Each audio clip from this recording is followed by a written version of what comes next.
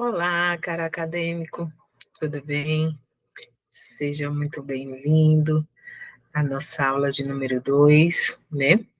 Como vocês já sabem, sou a professora Neila de Cássia e nós estaremos juntos na nossa disciplina, né? Que nós estamos ministrando esse semestre, que é a disciplina de gestão de recursos públicos e materiais. Nossa aula de hoje nós trataremos sobre as atribuições dos órgãos de patrimônio. Então, a nossa aula de hoje, nós vamos tratar do assunto em forma de questionamentos, né?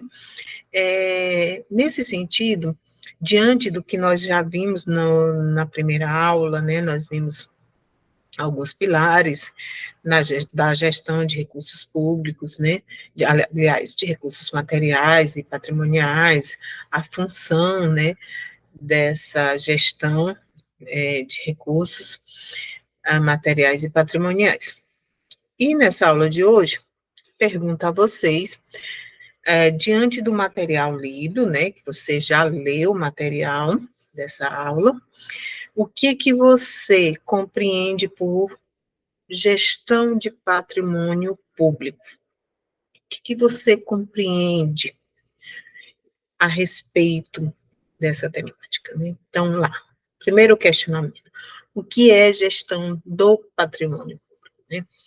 Então, os teóricos, eles nos apresentam gestão de patrimônio como o controle de bens ativos permanentes, ou seja, aqueles bens que estão ainda servindo para a organização, para a administração pública, né? É um bem servível, né?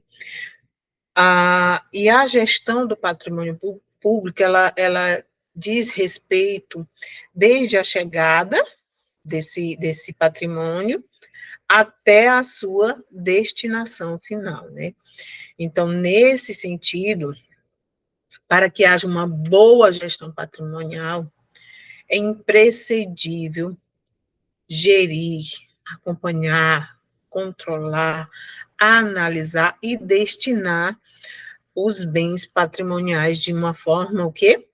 Eficiente. Na primeira aula nós falamos muito sobre esse termo, né?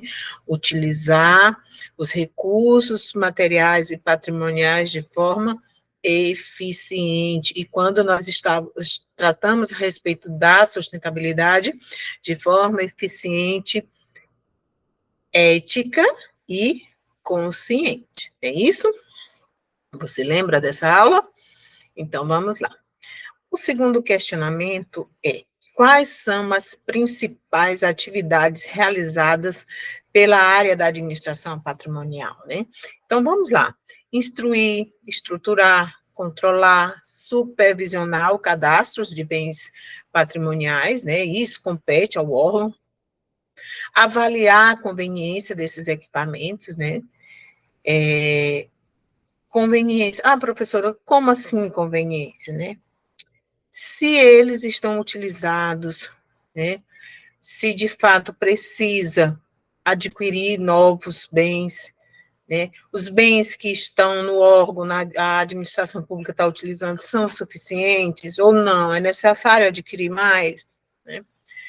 Além dessas duas atividades supracitadas, nós temos ainda que, dentre as atividades da administração patrimonial, está também o inspecionar e verificar o conserto e a assistência de manutenção dos bens.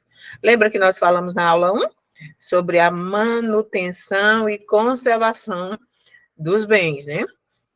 Então, cabe à administração patrimonial inspecionar e verificar se há necessidade de conserto, de assistência dos bens adquiridos pela administração pública, certo?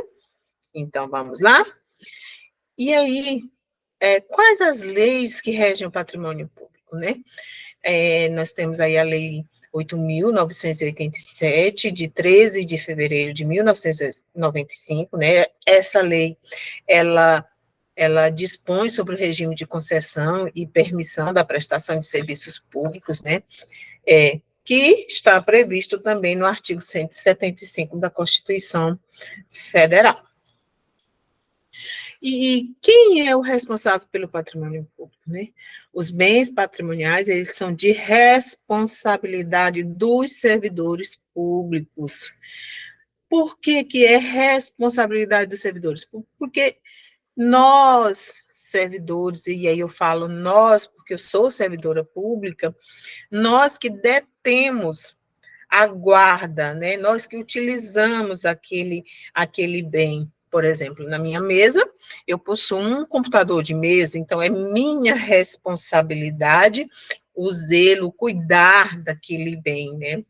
No caso, o computador de mesa, né?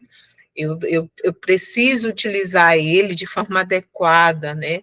A fim de que não traga prejuízo à administração pública, né? Que não haja necessidade de uma aquisição em decorrência do mau uso da ferramenta, né? Do equipamento, né?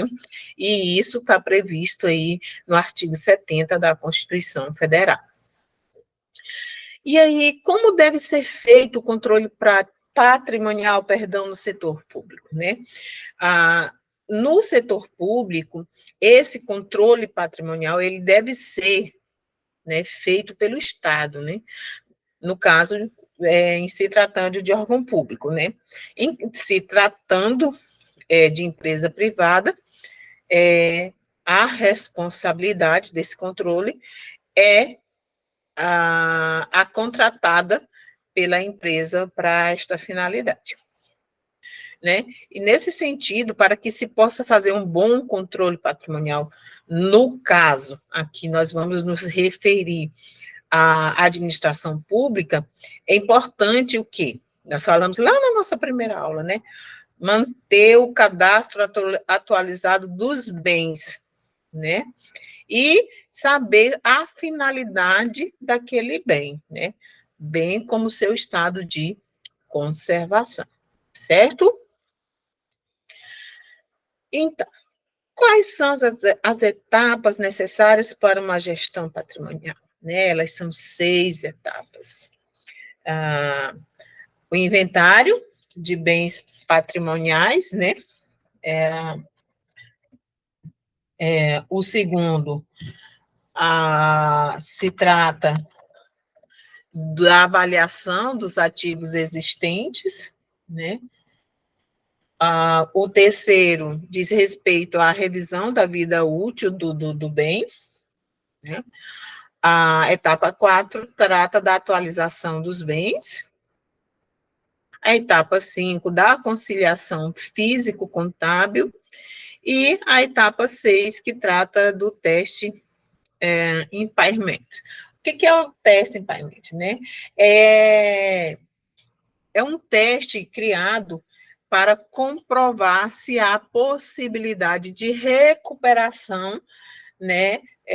Ou seja, é um teste de avaliação se o bem ainda pode ser considerado ativo, ou seja, se ele tem ainda serventia para o órgão, se ele pode ser utilizado.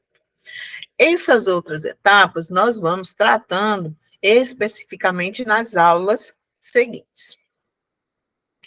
Então, quais são os objetivos do sistema de controle patrimonial, né? Então, o controle patrimonial, ele não é nada mais, nada menos do que o gerenciamento de todo o negócio, né, nesse caso, né? O que isso quer dizer, né? O controle patrimonial, ele tem como objetivo acompanhar os bens tangíveis, né? Veículos, computadores e os bens intangíveis, patentes, certificados, franquias, né? Nesse caso, aqui o exemplo, ele traz mais especificamente a questão das empresas privadas, né? Mas nos órgãos, na administração pública também há essa necessidade de acompanhamento, né, desses bens, e que esse controle ele deve ser rigoroso, né? para que esse processo de controle patrimonial ocorra de forma eficaz, né? Então, é preciso que haja esse controle, esse gerenciamento, né, dentro da administração pública. Como se dá o sistema de controle de patrimônio pelos órgãos públicos, né? Há um documento, né, é o relatório de controle do patrimônio, ele foi elaborado pelo governo, né, pela administração pública, e lá o relatório apresenta o quê? Que esse controle ele se dá através de registro adequado, aí mais uma vez nós vamos falar de eficiência, né? Que esse controle, o controle dos bens patrimoniais, deve acontecer de forma eficaz, ele deve ser bem planejado, né? Então, o sistema de controle do patrimônio em órgãos públicos, ele precisa, para que ele funcione, ele precisa ter um registro adequado de todos os bens adquiridos pelas instituições, pelos órgãos, né? Nesse sentido, todo bem permanente, ele deve ser identificado individualmente, né? Com a vinculação em um local específico. Por exemplo, se eu sou servidora pública e trabalho no departamento financeiro, né? Lá tem um computador que está sobre minha responsabilidade. Esse computador que está sobre minha responsabilidade, ele tem uma plaqueta, né? Uma placa de identificação. E no controle do órgão que eu trabalho, está dizendo lá que é Neila de Cássia, sobre a responsabilidade de Neila de Cássia, tem um computador de mesa com a placa tal e tal e tal. Então, assim, sempre que houver a conferência de bens patrimoniais, eles vão saber, eles já vão direto lá no departamento, no setor financeiro, lá na minha mesa e conferir aquele bem. Tá? Então, para hoje, nossa aula de hoje, para tratarmos exatamente sobre esse controle de bens, né? De controle de bens, e espero que vocês tenham tirado dúvidas. Se houver alguma dúvida referente a essa temática, coloquem lá no fórum, tá? Tem um questionamento lá para você sobre a temática abordada na nossa aula, tá? E aí você também pode fazer, vai responder o fórum, né? Mas pode estar colocando também a sua dúvida lá, tá bem? Espero que esteja ficado bem claro essa temática da aula número 2. Tá bem? Bons estudos e nos encontramos na próxima aula.